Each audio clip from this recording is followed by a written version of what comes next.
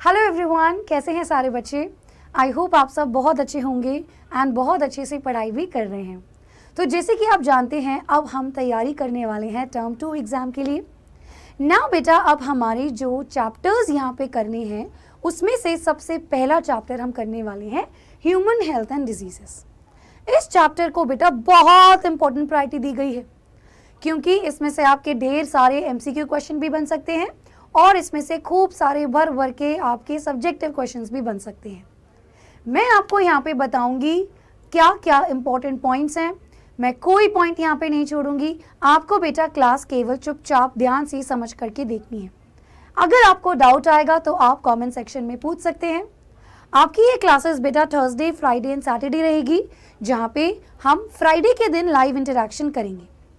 Now अब हमें यहाँ पे क्या करना है, आप इन क्लासेस में अगर कहीं पे भी अटकते हो तो उसी समय बैक करके रिवाइंड करके उसको देखेंगे आराम से। ठीक है, चलिए तो हम इस चैप्टर में क्या क्या पढ़ने वाले हैं, चलिए बेटा यहाँ पे देखते हैं। सो यहाँ पे बेटा इस चैप्टर को कितने पार्ट्स में डिवाइड किया गया है।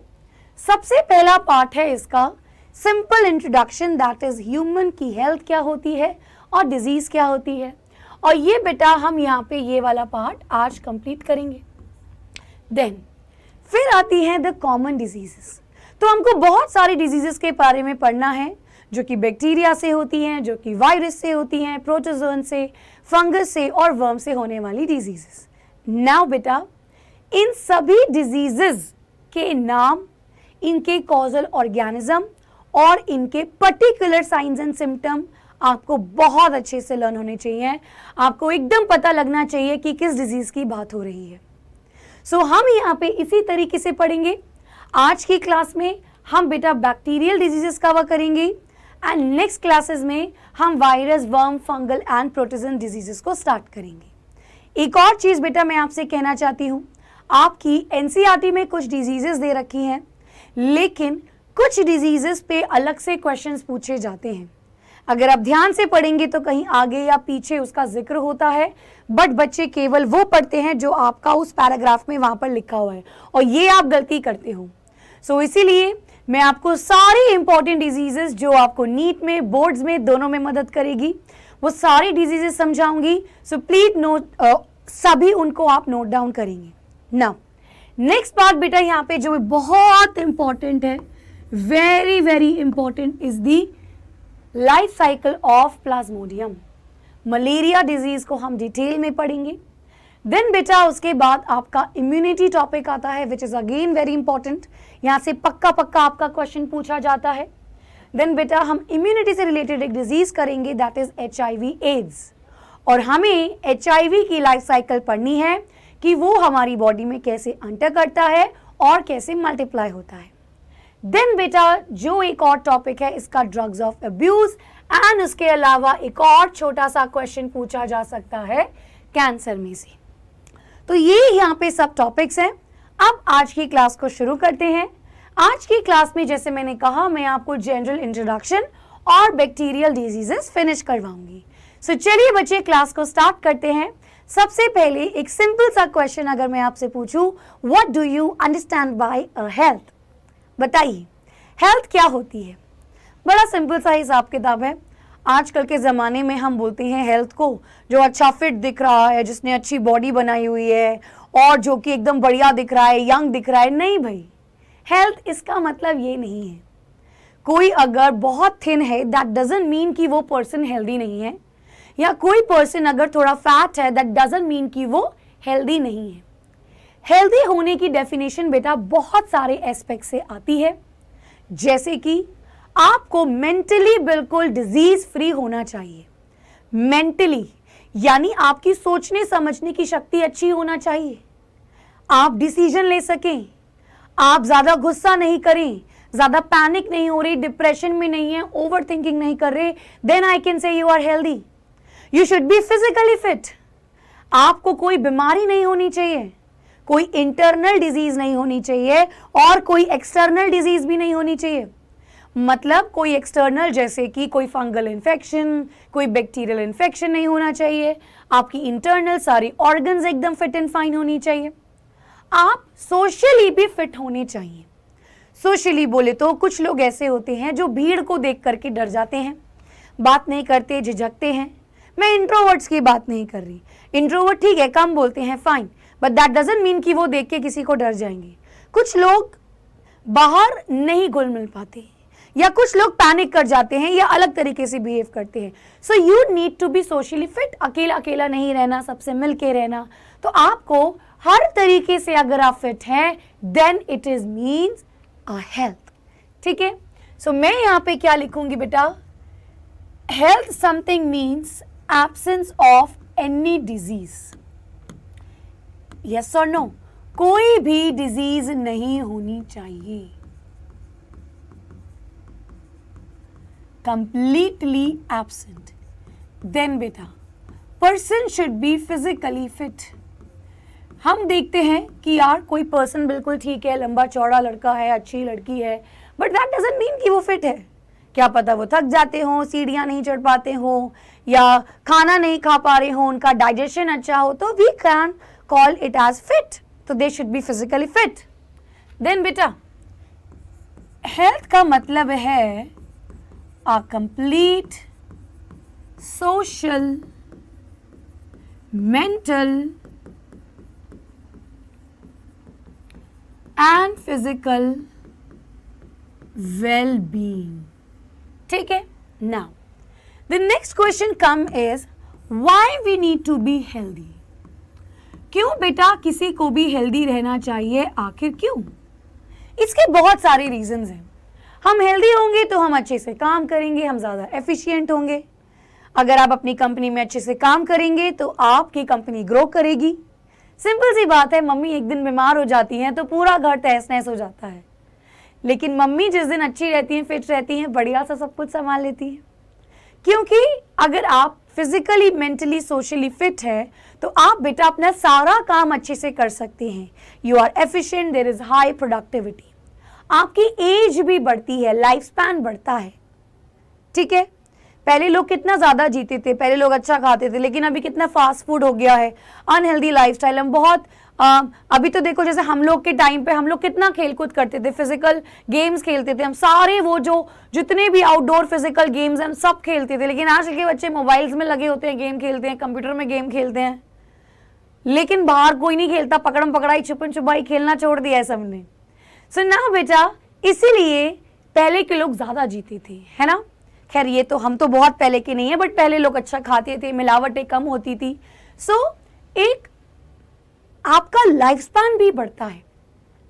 दूसरी चीज बेटा, आपने रिप्रोडक्टिव हेल्थ में पढ़ा है कि इन्फेंट मोर्टेलिटी रेट और मैटरनल मोर्टेलिटी रेट भी कम होती है। सो मैं कह सकती हूँ क्यों हमें हेल्दी रहना चाहिए, क्योंकि हेल्दी रहने से लाइफ स्पैन इंक्रीज होता है, हेल्दी रहने से एफिशिएंसी इंक्रीज होती है, हेल्दी रहने से प्रोडक्टिविटी इंक्रीज होती है। अब आप इसको अपने घर की मानिए, अपनी कंपनी की मानिए या देश की मानिए। हेल्दी रहने से बेटा डिक्रीज होता है MMR and IMR, infant mortality rate and maternal mortality rate. ठीक है, चलिए, ये तो सिंपल सा क्वेश्चन है, सिंपल सी बात है। अब मेन चीज आती है कि हम हेल्दी क्यों नहीं रह पाते, और क्यों मुझे कैसे हेल्दी एक लाइफ मिलेगी, कैसे हम फिजिकली हर तरीके से फिट रहेंगे। So what there are missing things, कैसे हम हेल्दी रह सकते हैं। तो सिंपल सी भाई, हमें क्या करना होगा, how to have a better health, we should be having a balanced diet. हमें किसी चीज की, न्यूट्रिएंट की डिफिशियंसीज नहीं होनी चाहिए। बेटा रेगुलर एक्सरसाइज।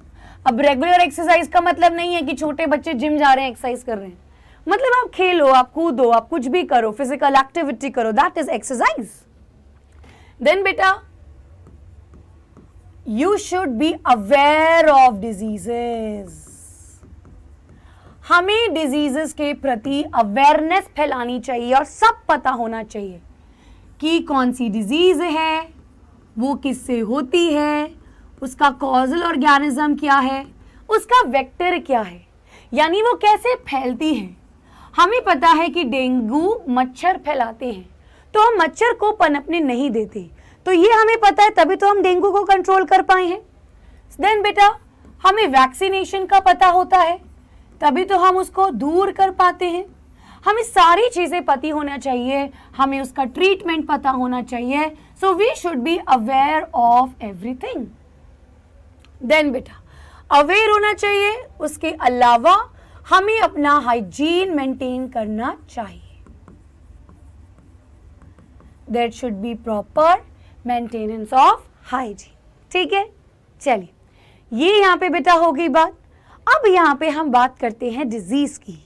डिजीज क्यों होती है, कैसे हो सकती है, ये हमें पता लग गया। But what is a disease? अब यहाँ पे देखिए एक इंपॉर्टेंट क्वेश्चन बनता है, डिजीज बेटा क्या है?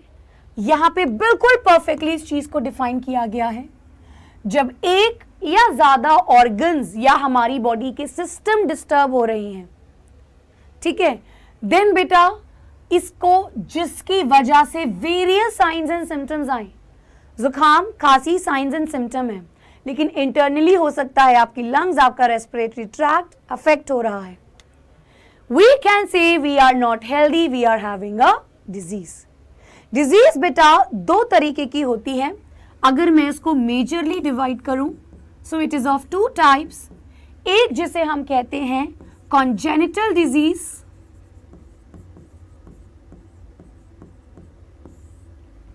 और एक जिसे हम कहते हैं एक्वायर्ड डिजीज। कॉन्जेनिटल का मतलब वो है जो शुरुआत से प्रेजेंट है। बहुत सारे बच्चों को अभी भी इसका मतलब नहीं पता होता। सो बेटा ये वो डिजीजेस हैं which are the genetic disorders. कुछ मेटाबॉलिक डिसऑर्डर्स भी हो सकते हैं,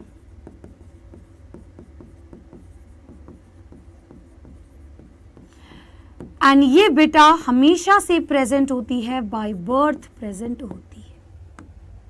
ठीक है, देन एक्वायर्ड डिजीज, ये वो होती है जो कि हमें ड्यूरिंग लाइफ टाइम हो, हमें जीते समय जो हमारे अंदर आ रही है, सर्दी जुकाम खांसी ट्यूबरक्लोसिस सब कुछ। ठीक है, अब बेटा ये दो तरीके की होती हैं फर्दर, एक आपकी नॉन इन्फेक्शियस और एक आपकी इन्फेक्शियस। अब देखिए बचपन में पढ़ते थे ना, कम्युनिकेबल नॉन कम्युनिकेबल डिजीज, वो यही है। इन्फेक्शियस यानी कि वो डिजीज जो कि स्प्रेड होती है, सो दे स्प्रेड। अब यहाँ पे बहुत इंपॉर्टेंट है, यहाँ पे क्या क्वेश्चन बनता है, देखिए बेटा आपको एग्जाम में प्रीवियस ईयर्स पे क्वेश्चन आता है कि कोई ऐसी डिजीज बताइए जो कि फीकल ओरल रूट से हो रही है, या कोई ऐसी डिजीजेस बताइए जो कि रेस्पिरेटरी ट्रैक को अफेक्ट कर रही है, तो आपको झट से याद आना चाहिए, यहीं से वो मुझे याद आएगा। बेटा डिजीज स्प्रेड कैसे होती है और वो हमारी बॉडी में एंटर कैसे होती है, उस पर डिपेंड करता है कि वो हमारी बॉडी के कौन से पार्ट को अफेक्ट कर रहा है। मुझे कोई डिजीज हुई और मैंने वो किसी को फैला दी, it is a infectious disease, so we are spreading the disease. अलग अलग तरीके से फैलती है, जैसे कुछ अगर सर्दी जुकाम हो गया तो हम छींकते हैं खांसते हैं, तो वाटर ड्रॉपलेट से, एयर ड्रॉपलेट से वो किसी दूसरे हेल्दी पर्सन को अफेक्ट होती है। तो एयर ड्रॉपलेट से बेटा, अब जो डिजीज एयर ड्रॉपलेट से फैलेगी, सर्दी जुकाम आप उसको इनहेल कर रहे हो, तो जब आपने इनहेल किया तो वो आपके नोज के थ्रू आपके लंग्स में गई, तो वो उसी को अफेक्ट करेगी, तो वो हमारे रेस्पिरेटरी ट्रैक्ट को अफेक्ट करती है। It affect the respiratory tract. अगर कोई डिजीज फीकल ओरल रूट से एंटर हुई है, अब ये देखिए बड़ा इंपॉर्टेंट है, ये बार बार टर्म आगे यूज होगा।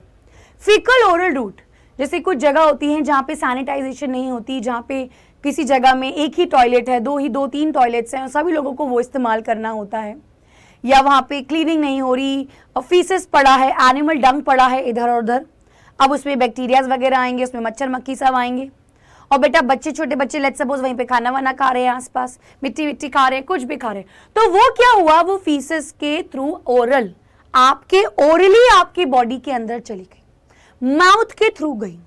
तो जो डिजीज माउथ के थ्रू एंटर कर रही है तो वो हमारे जीआई ट्रैक्ट को खराब करेगी, हमारे गैस्ट्रोइंटेस्टिनल ट्रैक्ट को खराब करेगी, यानी स्टमक, इंटेस्टाइन, इसे खराब करेगी. So it will affect the GI tract. ठीक है. कोई डिजीज जो कि कांटेक्ट से स्प्रेड हो रही है, छूने से, कांटेक्ट से, तो वो बेटा हमारी स्किन को अफेक्ट करती है. कोई डिजीज जो वाटर से एंटर हो रही है, वाटर बोर्न डिजीज है, तो वो भी बेटा हमारी जीआई ट्रैक्ट को अफेक्ट करेगी. कुछ डिजीजेस ऐसी है जो कि कैरियर्स के थ्रू होती है, वेक्टर्स के थ्रू होती है. एंड इस चैप्टर में बहुत इंपॉर्टेंट है, आपको सारे वेक्टर्स पता होना चाहिए. ये मेरी गारंटी है कि मैं आपको एक एक वेक्टर, एक एक डिजीज का लर्न करवाऊंगी. नाउ बेटा, rest are the non infectious diseases.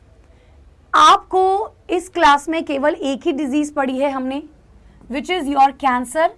लेकिन क्लास 11th में आपने बहुत सारी नॉन इन्फेक्शियस डिजीजेस करी हैं. गाउट पढ़ा था, याद है? तो ऐसी डिजीजेस जो कि किसी चीज के ज्यादा होने से, किसी चीज के कम होने से हो रही है, जो एक पर्सन से दूसरे पर्सन पे स्प्रेड ना हो, उसे हम नॉन इन्फेक्शियस डिजीजेस कहते हैं. एंड हम इस चैप्टर में उसमें पढ़ेंगे कैंसर. ठीक है, चलिए, ये यहाँ पे बात हो गई इंट्रोडक्शन की, कुछ बेसिक टर्म्स हमने समझी. अब बेटा यहाँ पे कुछ और बेसिक टर्म्स हैं जो आपको पता होनी चाहिए. सबसे पहला is a pathogen. Now what do you understand by a pathogen? एक पैथोजन का मतलब है कोई भी माइक्रो ऑर्गेनिज्म. ये कोई बैक्टीरिया हो सकता है, ये कोई वायरस हो सकता है, ये कोई फंगस हो सकती है, कोई प्रोटोजोअन हो सकता है, एनी जो डिजीज फैलाता हो. So disease causing micro organism is called as pathogen. Disease causing micro organism is pathogen. ये बेटा क्या हो सकता है? ये आपका कोई बैक्टीरिया हो सकता है, it could B virus, it could B protozoan. Protozoan याद है, क्लास 11th में पढ़ा है बायोलॉजिकल क्लासिफिकेशन में. प्रोटिस्टा में आते हैं ये, जिनमें सीलिएटेड, फ्लैजिलेटेड, अमीबॉइड ये पढ़े थे. तो हम अमीबा से होने वाली डिजीज पढ़ेंगे, बहुत इंपॉर्टेंट. लीशमेनिया से होने वाली डिजीज पढ़ेंगे. प्रोटोजोअन बेटा, it could be a fungus, it could be a worm, etcetera. So these are pathogen. ठीक है, तो जैसे मैंने बताया, ये हमारी बॉडी में एंटर करते हैं. And how do they enter? Through carriers, जिन्हें हम वेक्टर्स कहते हैं, through water, through air, through body fluids. Body fluids मतलब कुछ भी, ब्लड से, सीमन से, सलाइवा से, वजाइनल फ्लूइड से, ऐसे जो स्प्रेड हो. एंड यू कैन से air, water, body fluid etcetera.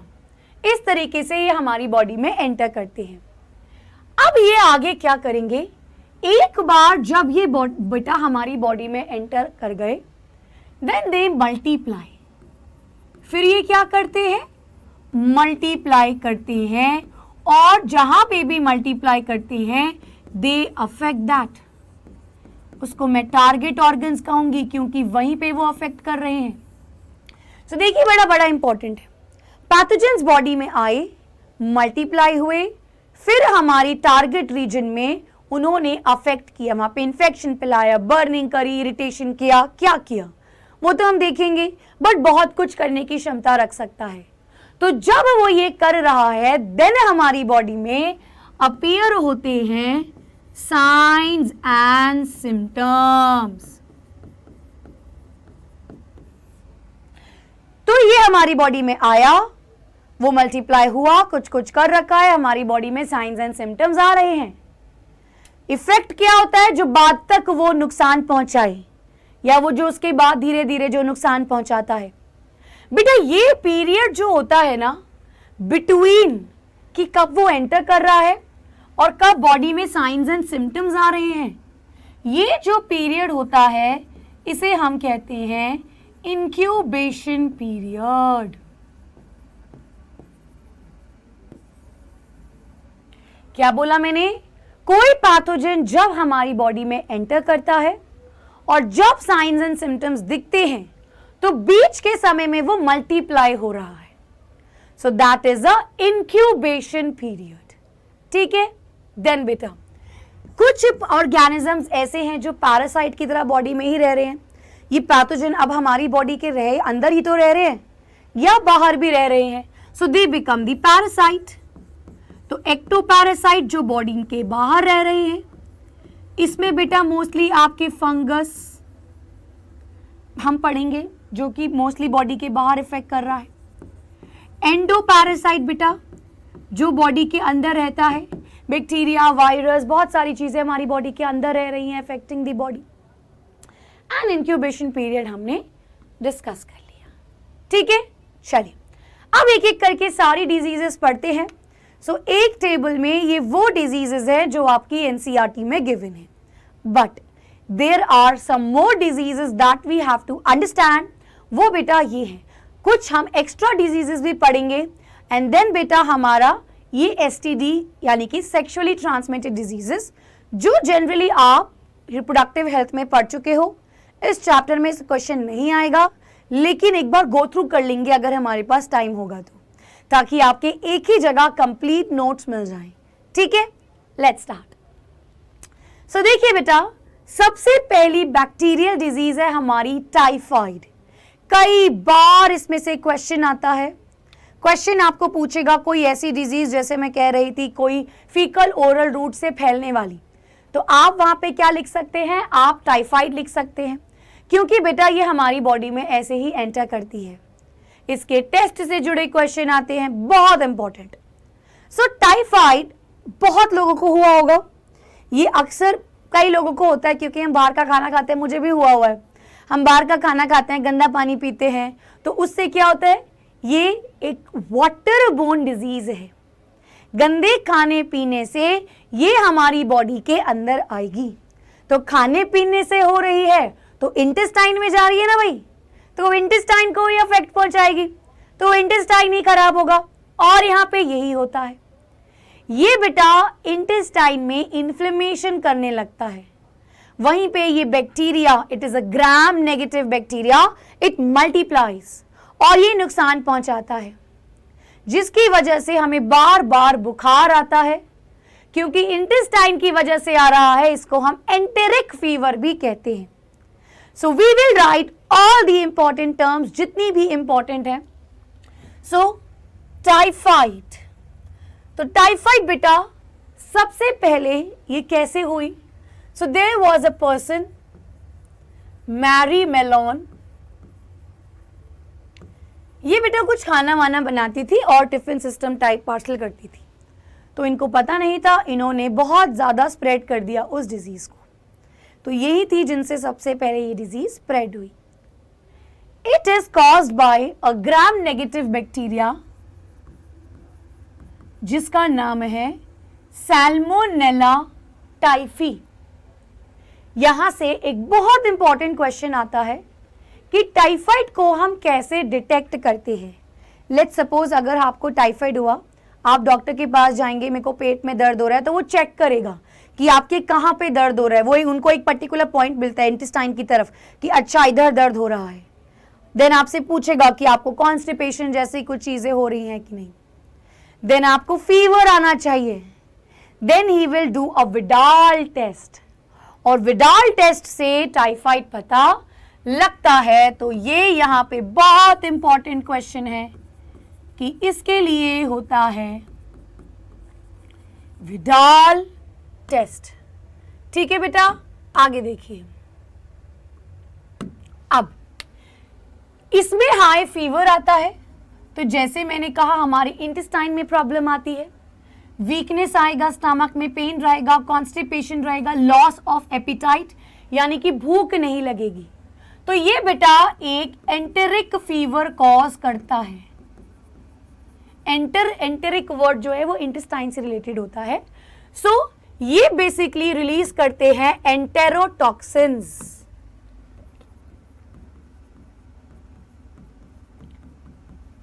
ठीक है ना। चलिए बेटा आगे, ये कैसे हमारी बॉडी में आता है? सो कंटामिनेटेड फूड एंड वाटर से, तो यानी कि ये वाटर बोर्न डिजीज है बेटा, it is a water borne disease. And ये अगर ठीक नहीं की जाए टाइम पे तो ये बेटा इंटेस्टाइन में परफोरेशंस कर देती है, it could lead to death also. ठीक है, चलिए अगली डिजीज हमारे पास है न्यूमोनिया। ना न्यूमोनिया बड़ी इंपॉर्टेंट डिजीज है। हमने देखा था अभी जो कोविड की वजह से बहुत लोग को साइंस एंड सिम्टम्स आते थे, तो उसमें न्यूमोनिया वाले साइंस एंड सिम्टम्स आते थे। न्यूमोनिया और नॉर्मल कॉमन कोल्ड में, फ्लू में एक बहुत बड़ा डिफरेंस है। सर्दी जुकाम होता है, कफ जम जाता है, लेकिन निमोनिया में बेटा जो इन्फेक्शन है वो इतना फैल जाता है कि जो हमारी एल्वेलाई है उसमें फ्लूइड इकट्ठा हो जाता है, मतलब वो इन्फेक्शन है, बैक्टीरियाज मल्टीप्लाई हो रहे हैं, फ्लूइड फिल्ड हो गया और उसकी वजह से फिर ब्रीदिंग में प्रॉब्लम्स आती हैं। So that is pneumonia. It is caused by streptococcus pneumonia, या फिर ये बेटा हीमोफिलस इन्फ्लुएंजा से भी हो सकता है। इसमें ठंड लगती है, चिल्स, बार बार कपकपाती है बॉडी, फीवर आता है, कफ रहता है, हेडेक रहता है और लेटर स्टेजेस में ब्रीदिंग में प्रॉब्लम्स भी आएंगी। क्या मेन चीज है बेटा? क्योंकि यहाँ पे एल्वेलाई फिल हो जाते हैं with the fluid, very very important. And ये कैसी है? It is an airborne disease, तो यानी कि ये ड्रॉपलेट्स से फैलती है। ठीक है बच्चों, चलिए अगली डिजीज करते हैं, that is diphtheria. Now what is diphtheria? Diphtheria बेटा एक ऐसी डिजीज है जहां पे म्यूकस इकट्ठा हो जाता है नोज में, रेस्पिरेटरी ट्रैक्ट में, तो काफी ज्यादा सफोकेशन होती है। छोटे बच्चों को ये ज्यादातर बीमारी होती है और ये बीमारी अगर होती है तो बच्चों को सांस लेने में बहुत दिक्कत होती है और अगर उनकी डेथ होती है तो it is because of suffocation. So देखिए बेटा डिप्थेरिया में यहाँ पे क्या इंपॉर्टेंट है? It is caused by corynebacterium diphtheriae. ये बेटा इसमें भी आपको चिल्स आते हैं, फीवर आती है, स्किन में बेटा रैशेस भी आते हैं क्योंकि वहाँ पे सारे लिम्फ नोड, मतलब आपका पूरा जो रेस्पिरेटरी ट्रैक्ट इफेक्ट हो रहा है, स्वैलोइंग में, सटकने में दर्द होता है। वेरी वेरी इंपॉर्टेंट इज यहाँ पे सफोकेशन होती है, ड्रॉपलेट से फैलेगा बेटा ये। एनलार्ज लिम्फ नोड्स, तो लिम्फ नोड्स एनलार्ज हो जाते हैं तभी सटकने में दर्द हो रहा है और हमारी म्यूकस मेम्ब्रेन में इफेक्ट करती है। तो मैंने आपको बताया म्यूकस मेम्ब्रेन में इफेक्ट करेगी तभी तो बेटा म्यूकस रिलीज होता है, फिर वो जमा हो जाता है जिससे रास्ता रुकता है सांस का और सफोकेशन होती है। ठीक है, चलिए अगली डिजीज बेटा दैट इज प्लेग। प्लेग में से क्वेश्चन तो इतना नहीं पूछा जाता है बट हमें पता होना चाहिए कि it is a vector borne disease. ये बड़ा इंपॉर्टेंट पॉइंट है। एक समय था जब प्लेग बहुत ज्यादा फैल गया था, तो प्लेग से होने वाली बीमारियां याद कीजिए, आप सबने एसएसटी की बुक्स में पढ़ा है, चूहों से बेटा प्लेग बीमारी फैलती है। तो वियतनाम में हुआ था ना कि जो एक चूहा पकड़ेगा उसको पैसे दिए जाएंगे, तो लोग क्या करते थे, ऐसे पूंछ पकड़ के चूहा दिखाते, फिर पैसे लेकर के उसको छोड़ देते थे ताकि वो दोबारा पकड़ सके। तो बीमारी तो ठीक नहीं हुई, लेकिन एक समय था जब ये बीमारी बहुत फैल रही थी। सो यहाँ पे बेटा यर्सीनिया पेस्टिस, ये रॉडेंट्स के अंदर पाए जाता है, चूहों जैसे में, फ्ली में स्वोलन लिम्फ नोड हो जाते हैं। तो यहाँ पे मेनली ये किसको अफेक्ट करता है? This is important, swollen lymph node. थकावट रहती है, फीवर रहता है, मसल में पेन रहता है। नेक्स्ट वी हैव इज बेटा dysentery. Now this is very very important. Dysentery बेटा बैक्टीरिया से हो सकती है, बहुत सारे बैक्टीरिया से हो सकती है। ये सैल्मोनेला से हो सकती है, ये ई कोलाई से हो सकती है, ये शिगेला से हो सकती है, इसको शिगेलोसिस भी कहते हैं डिजीज को। सो बेसिकली दो चीज होती है आपकी, एक हम आगे पढ़ेंगे, ये क्वेश्चन पूछा जाता है, एक आता है अमीबिक डायसेंट्री। सो जब हम प्रोटोजोन डिजीज पढ़ेंगे तब करेंगे, और ये है बैक्टीरियल डायसेंट्री, बैक्टीरिया की वजह से डायसेंट्री।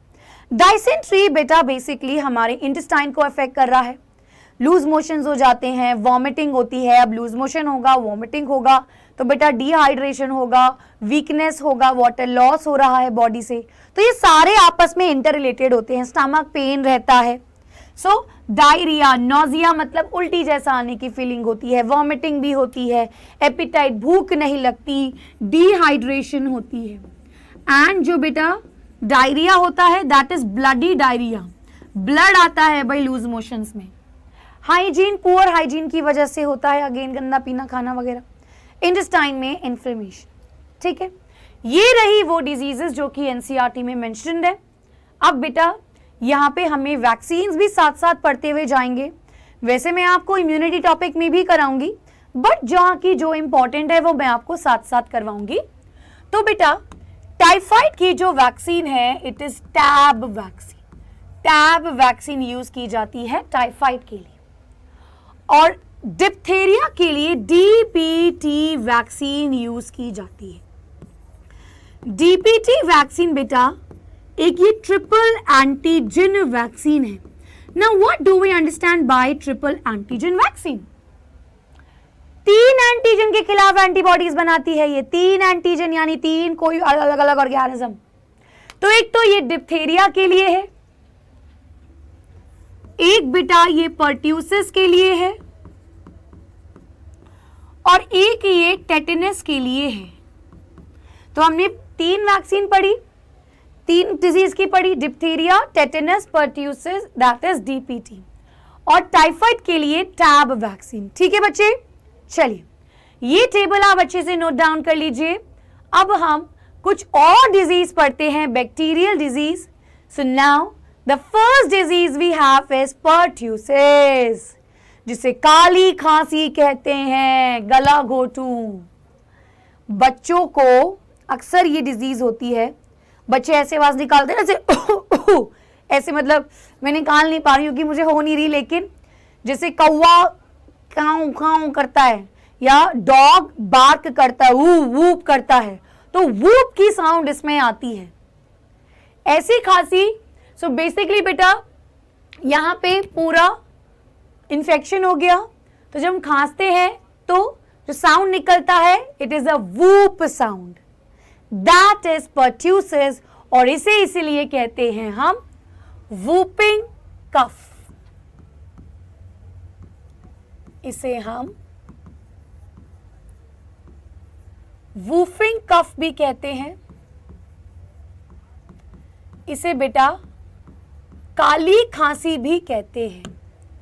सो बेसिकली क्योंकि यहां पे एक वूप की साउंड आती है which is like a dog bark, या बेटा it is like a crow sound.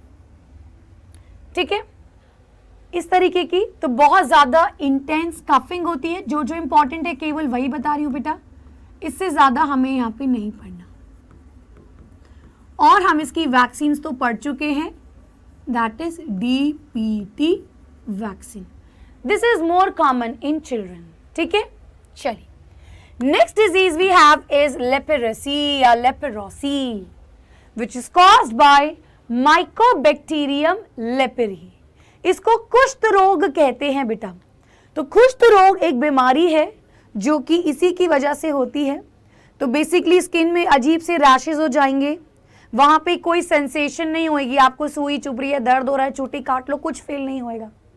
और वहां पे पिगमेंटेशन लॉस हो जाएगी, पिगमेंट जो आपकी बॉडी का है वो लॉस हो जाएगा, हाइपोपिगमेंटेशन, कम पिगमेंटेशन ऐसा कहते हैं। एंड वेरी इंपॉर्टेंट इज कि इसको हम हैंसेन्स डिजीज भी कहते हैं। सो जैसा मैंने कहा बेटा, एक भी पॉइंट आपका मिस नहीं कराऊंगी। It is also known as कुष्ठ रोग। तो मैंने क्या बोला, ये बेटा एक क्रॉनिक स्किन इन्फेक्शन है। ठीक है, यहां पे क्या होता है, यहां पे देयर इज हाइपोपिगमेंटेशन,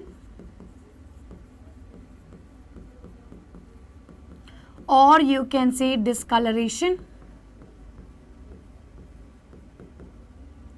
देन बच्चे क्या होता है, there is loss of sensation. ठीक है, चलिए अगला बेटा वी हैव इज बोटुलिज्म। ना बोटुलिज्म आप सब जानते हैं, आए दिन बोलते हैं मैम मुझे फूड पॉइजनिंग हो गई है।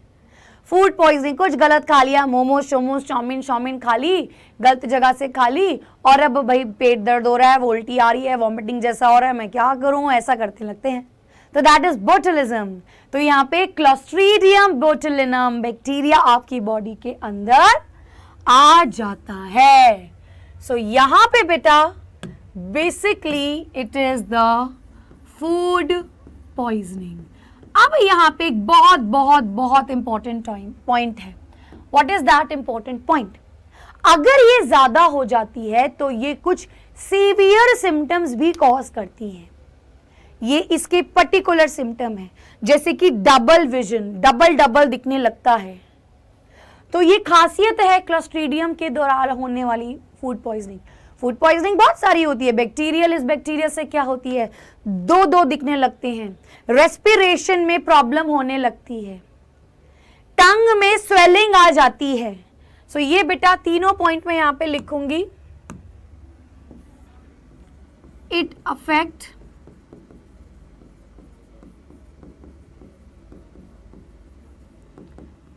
रेस्पिरेटरी सिस्टम, देन बेटा टंग में स्वेलिंग हो जाना,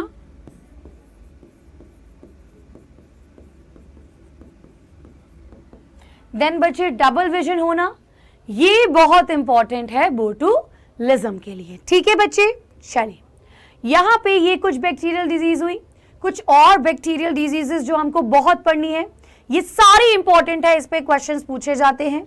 सबसे पहला आपका ट्यूबरकुलोसिस, जिसको हम टीबी भी बोलते हैं। एक समय में टीबी की महामारी फैल गई थी भाई। अभी टीबी काफी कंट्रोल है क्योंकि इसकी वैक्सीन्स आ गई हैं बेटा। एंड यहाँ पे ट्यूबरकुलोसिस हमें क्यों पढ़ना है, because BCG vaccine is for tuberculosis. Tuberculosis बहुत तरीके की होती हैं। सो बेसिकली बैक्टीरिया ये आपकी बॉडी में अलग अलग जगह पे मल्टीप्लाई होकर के खराब कर सकता है। और सबसे बड़ा नुकसान इस बीमारी का बेटा ये है कि ये जो बीमारी है ना, ये आसानी से ठीक नहीं होती। इसमें लंबी दवाइयाँ लगती हैं because it is very very resistance to antibiotics. So tuberculosis में बोन टीबी हो सकती है, देन बेटा पल्मोनरी हो सकती है। पल्मोनरी टीबी में खूब सारी खांसी होती है और इसको हम कोच डिजीज भी कहते हैं। ये सारे क्वेश्चन बहुत पहले नीट में आया करते थे लेकिन अब नहीं आते, बट आपको पता होनी चाहिए कुछ एक्स्ट्रा चीज़ें, बिकॉज इट इज़ ईजी। अगर पता है तो क्या है, अच्छा है, ठीक है, नहीं है तो कोई बात नहीं, इतना जितना याद करना है वो तो कर ही लिया। देन बेटा लिम्फ नोड में भी टीबी होती है भाई। देन बेटा स्पाइन की भी टीबी होती है और इसको हम पॉट्स डिजीज कहते हैं। क्या कहते हैं, पॉट्स डिजीज। ठीक है भाई, चलिए इसका कैपिटल टी कर लेंगे। Next we have is anthrax. अब एंथ्रैक्स ये एक कैटल की बीमारी है। ये अक्सर हमारे गाय भैंसों को होती है। तो बेसिकली जैसे कि ये जो सॉइल में कहीं पे ये जो आपका बैसिलस एंथ्रासिस, इसके स्पोर्स कैटल की बॉडी में चले गए तो ये कैटल की बॉडी के डाइजेस्टिव सिस्टम और उसके रेस्पिरेटरी ट्रैक्ट को अफेक्ट करती है। तो यहाँ पे बेटा 2 पॉइंट क्या इंपॉर्टेंट है कि it is rare in humans and it is actually a cattle disease. And ये क्या करती है, इट अफेक्ट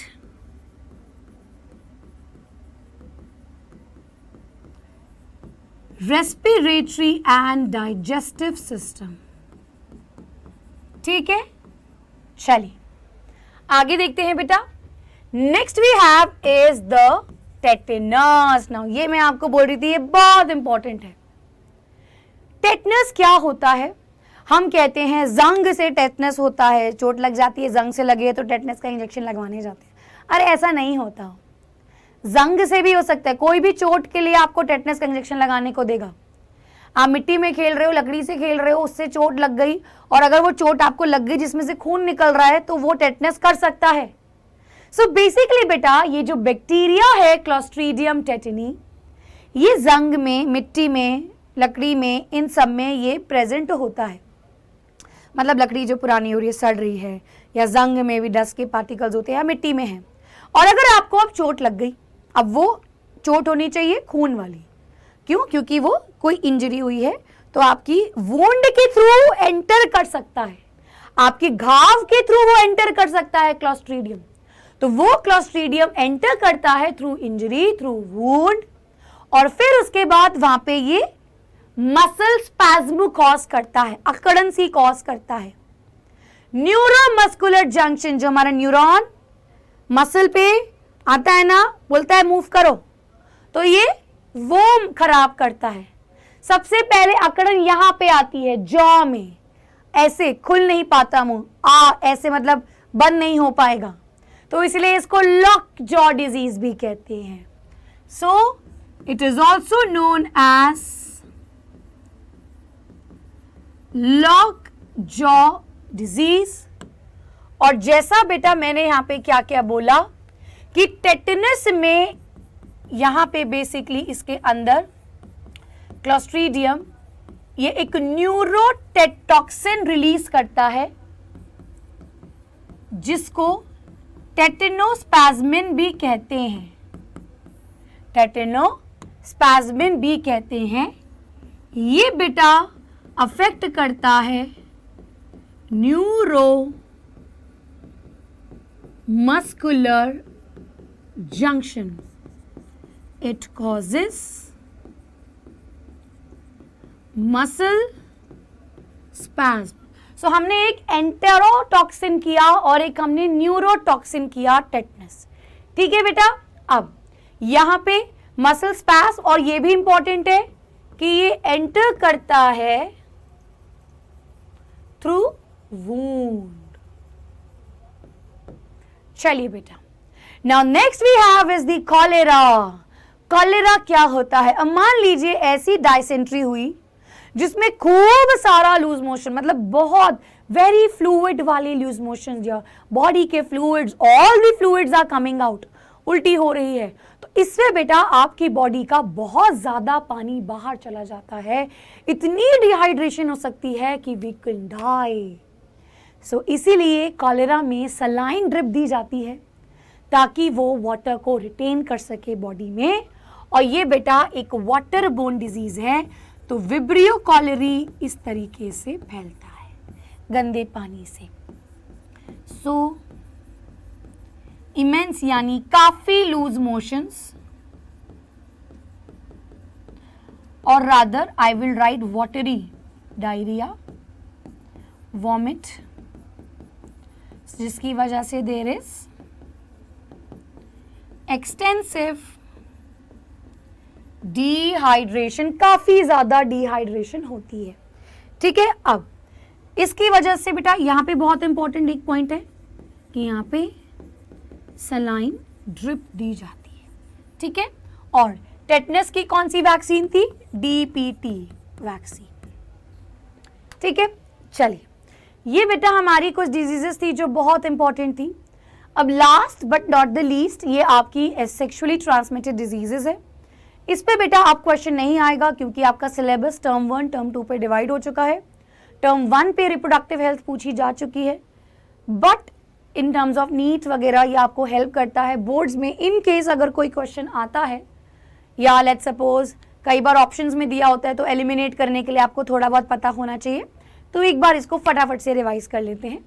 सो जनरली बेटा जो इंपॉर्टेंट है हमें ये पढ़ने हैं gonorrhoea, which is caused by neisseria gonorrhoeae. इसका एक बड़ा इंपॉर्टेंट पॉइंट ये है कि अगर मदर को ये डिजीज है तो ये बेटा मदर जब डिलीवरी करेगी बेबी की, तो ये बेबी बेटा ब्लाइंड हो सकता है। बाकी वजाइनल ब्लीडिंग, यूरिनेशन में पेन, एब्डोमिनल पेन, ये सारी चीजें यहाँ पे होती हैं। देन बेटा syphilis, it is caused by treponema pallidum. Now painless ulcers होते हैं, तो ये बड़ा इंपॉर्टेंट पॉइंट है कि यहाँ पे जो अल्सर्स होते हैं वो पेनलेस होती हैं।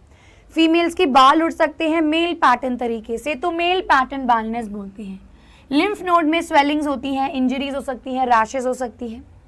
देन बेटा क्लेमाइडियासिस, अक्सर लोग इसको ईस्ट इन्फेक्शन बोलते हैं, but is a bacteria. Chlamydia trachomatis, ये सर्विसिटिस यानी कि सर्विक्स में इन्फ्लेमेशन कॉज करता है। फैलोपियन ट्यूब में एपिडाइडिमिटिस यानी कि एपिडाइडिमिस में रेडनेस, स्वेलिंग और इन्फ्लेमेशन कॉज करता है। प्रोस्टेटिटिस यानी कि प्रोस्टेट ग्लैंड में ऐसा करता है।